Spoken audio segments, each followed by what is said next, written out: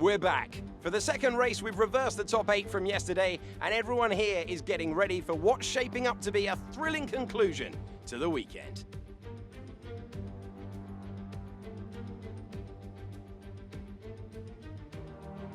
Alongside me today, I'm delighted to welcome back to the commentary box the 2012 GP2 champion, Davide Valsecchi.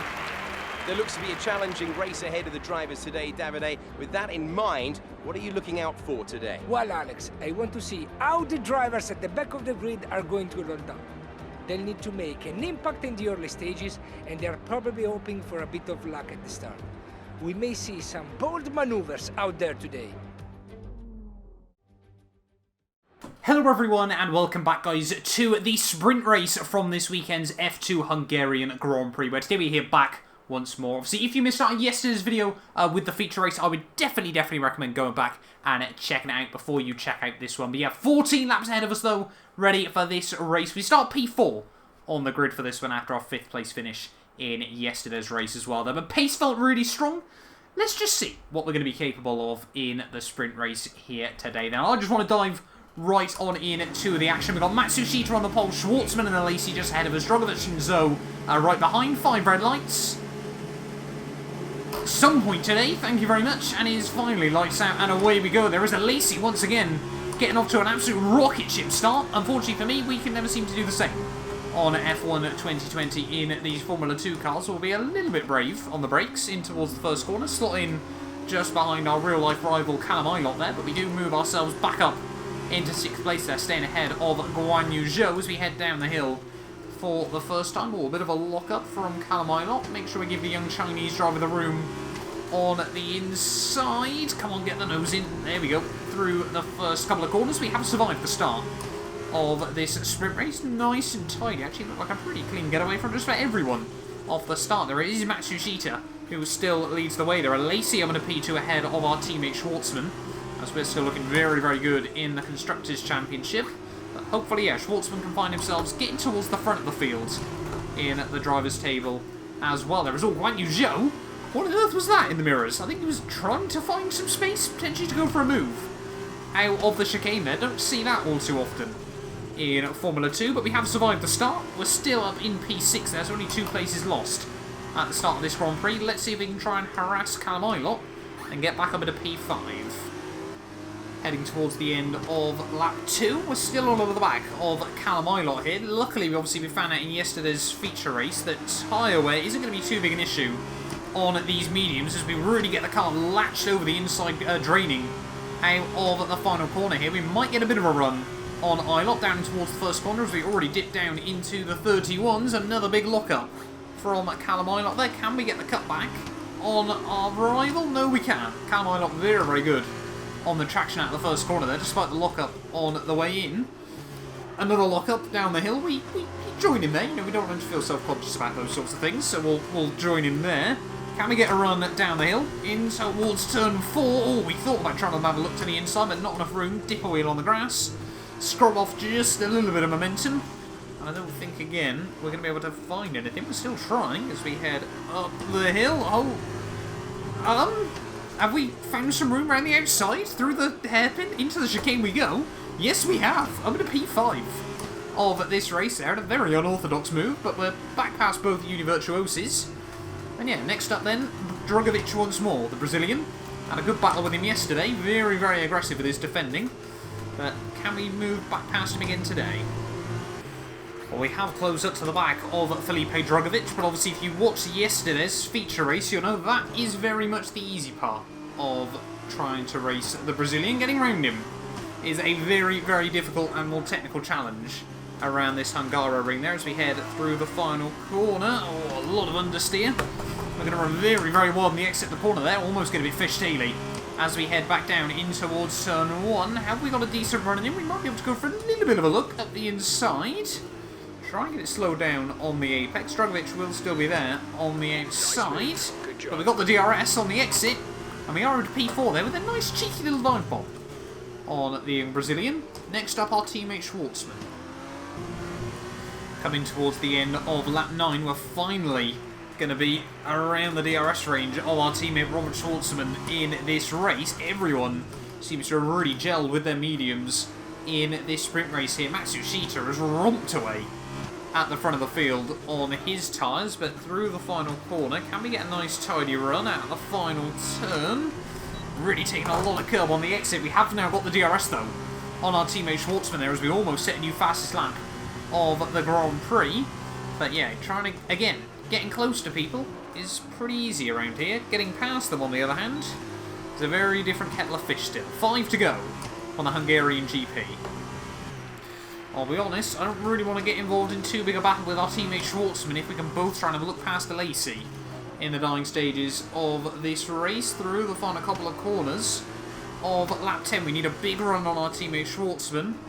We need to try and give him a little bit of space so he's not watching his mirrors. Out of the final corner, I've got a pretty decent run there on our teammate Schwartzman. Obviously, he's got the DRS on a Lacey in front of him. Actually, no, Schwartzman romping away down towards turn 1. We will go for a big old dive on our teammate though. Oh, he tries to turn in on me. So unlike last weekend, there is a little bit of contact between the pair of us. But we do move ourselves up into P3 of this race. Next up then, we've spent a lot of time battling HWA Race Labs this season. Not often though. Has it been a Lacey? It's often been his teammate Markelov.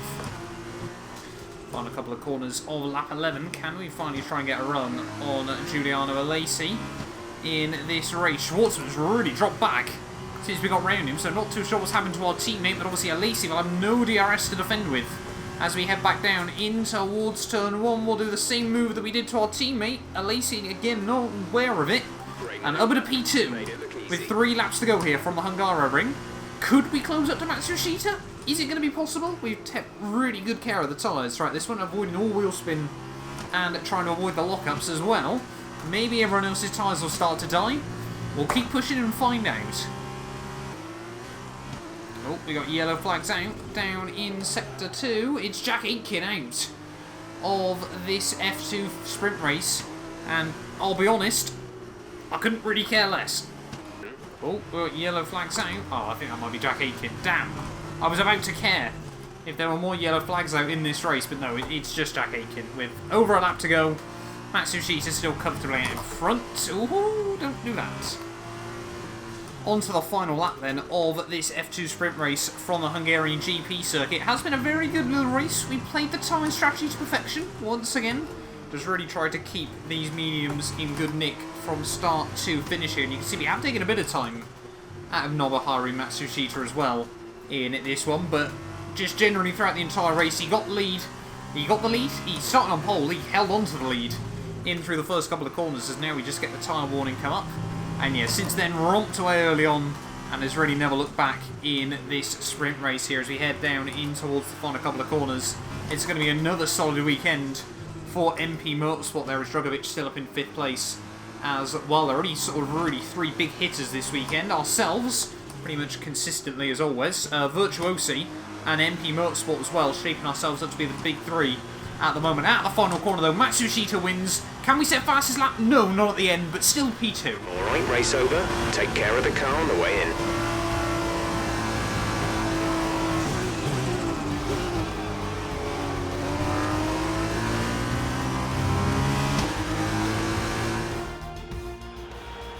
Well then, that concludes another excellent race. And I have to wonder, Davide Valsecchi, just what set them apart from the competition here. It was down to one thing: consistent pace over everyone else out there on the track.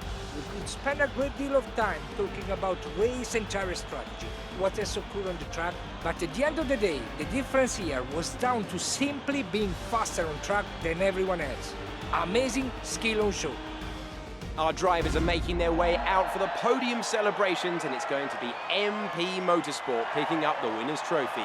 Congratulations to the entire team for that fantastic performance.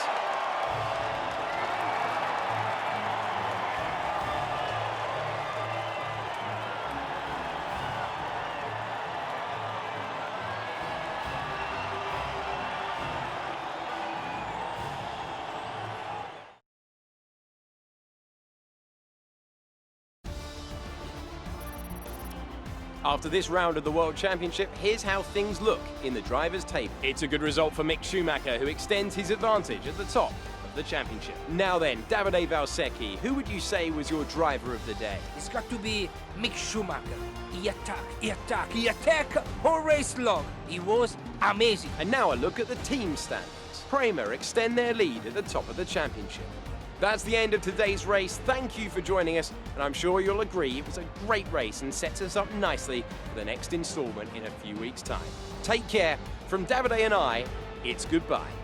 Well, there we are then, the end of the F2 sprint race here from the Hungarian Grand Prix weekend. It is Matsushita picking up a win from pole position there. Looked absolutely in control from start to finish there.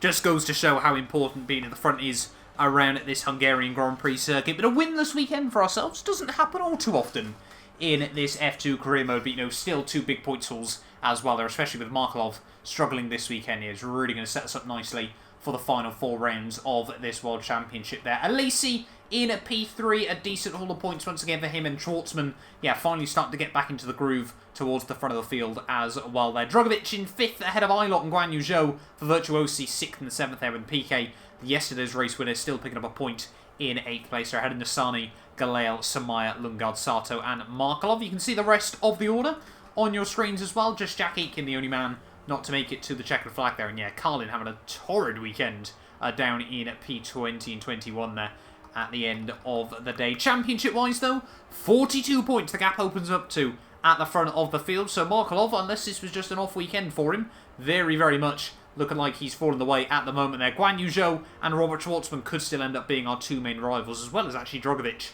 in his defence as well. They're already now up over 100 points as well there. Matsushita in the other MP Motorsport car up into 6th place. They're jumping Armstrong and Mazepin there. Callum Eilert again making more moves forward ahead now of Sonoda as well into 9th place there. And you can see Jay Anderuvela just outside the top 10 ahead of Tictum there with Giotto, Lundgaard, PK Samaya, Sato, Alesi, Aitken, Galeo, Nissany, and then Louis Gelatraz still, yeah, the only man left to score.